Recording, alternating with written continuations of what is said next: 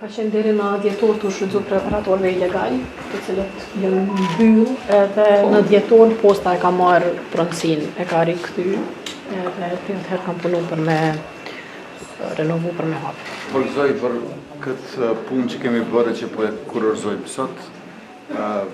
Zyra e 4 të postës Kosovës Leposaviç, 2 prej tyre në qytet.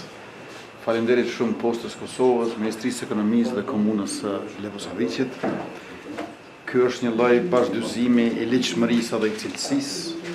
Ata operatorët e palicencuar që kanë funksionuar më herët janë mbyllur dhe tash e kemi postën e Kosovës ku përveç dërgesave të zakonshme të postës mund të pranohen edhe njëte financiare në euro për qytetarët e Leposaviçit. Besoj që është një lajm i mirë edhe për banorët e komunës, por edhe për shërbimin postar publik të Republikës së Kosovës, përgëzime, Nora, Artane, Lulzim edhe Marina.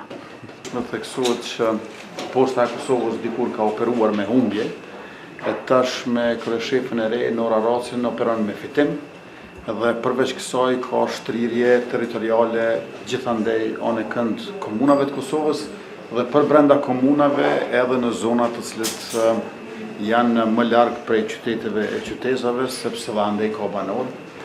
Posta e Kosovës nuk e shikon se ku ka fitim që të ketë zyre, ku ka qytetar që të ketë shërbim. Përgëzime dhe juve dhe shtetit Kosovës, qeverisë, ju falenderoj shumë, e falenderojmë edhe postën e Kosovës, sa e di unë edhe në Leshak është një pikë atje, edhe atje ju kësha bo, ju ftoj që shkoni edhe atje të qeni, atë pikë postës. Planet tona jonë që t'jemi sana prezent aty ku ka nevoj qytetarit, shërbehet ne edhe si operator publik, postari vetëm për shërbime postare, kemi dhe obligim ligjor, po edhe moral që gjindemi pranë qytetarëve anë kanë Kosovës. Kjo zyrë dhe kjo angazhim besojt në komunën e juaj tregon për pushtimin dhe seriozitetin e kompanisë tonë, ndërmarrjes tonë, po dhe të qeverisë në përkrajen që na ka ofruar me zgjerimin e zyrave postare anë mban vendit.